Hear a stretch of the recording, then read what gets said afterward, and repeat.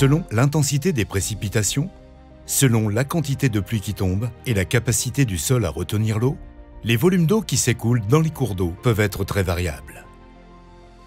Lors d'événements pluvieux, le niveau des cours d'eau monte et c'est la crue. On parle d'inondation lorsque la rivière déborde de son lit. Il s'agit de phénomènes naturels qui font partie intégrante du fonctionnement des cours d'eau. Les inondations peuvent être aussi engendrées par d'importants ruissellements. Cela a été le cas en mai 2016 et juin 2018 sur certaines communes du bassin du Loir. Ce phénomène, accentué ces dernières décennies par l'urbanisation et l'imperméabilisation des sols, est d'autant plus dangereux que les zones pouvant être touchées ne sont pas bien connues et la population n'y est pas bien préparée. L'analyse des événements passés permet d'identifier les zones susceptibles d'être inondées. Ces zones sont aussi appelées zones d'aléas. On compare les inondations entre elles en mesurant la hauteur d'eau atteinte en un même point avec une échelle limnimétrique ou échelle de crue. On peut ainsi obtenir des chroniques de hauteur d'eau qui nous permettent d'estimer la fréquence probable de chaque crue.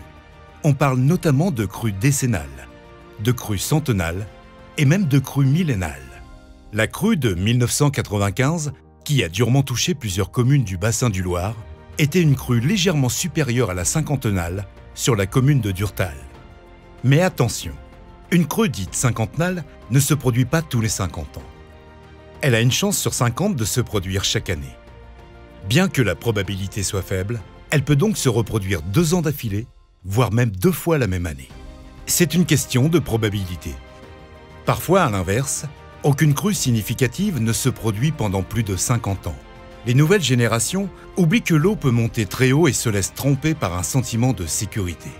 Elles sont alors tentées de construire leur habitation sur des zones que personne n'avait jamais vues inondées, mais qui pourtant sont bel et bien soumises à un aléa. C'est pourquoi il est important de conserver la mémoire du risque d'inondation en installant des repères de crues qui symbolisent les hauteurs atteintes par les eaux de crue historiques. En présence de zones naturelles ou agricoles, l'inondation reste sans danger.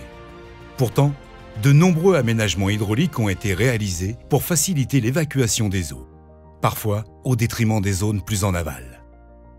Lorsque la rivière s'étale dans la ville, elle peut en revanche causer des dommages importants sur le bâti, les infrastructures, voire même sur la population. Les habitants, les bâtiments, les activités, les routes et les réseaux électriques par exemple, sont des enjeux qui peuvent être impactés ou endommagés par une inondation. C'est la conjugaison d'un aléa inondation et de la présence d'enjeux qui est à l'origine du risque d'inondation. Il n'est pas économiquement envisageable de déplacer l'ensemble des enjeux soumis aux inondations. Il est donc essentiel d'apprendre à vivre avec ces phénomènes et se préparer au mieux afin de limiter leur impact sur notre économie et surtout sur la santé humaine. Il existe pour cela un ensemble de dispositifs qui peuvent être mis en place, notamment à l'échelle de la commune, mais aussi par les propriétaires à l'échelle des bâtiments. Habitants, élus, services techniques et opérationnels, chacun a un rôle à jouer dans la prévention des inondations avant, pendant et après la crue. Et vous, savez-vous s'il y a des zones inondables près de chez vous? Pour le savoir, rendez-vous sur le site internet mis en place par l'EPLoir pour vous informer.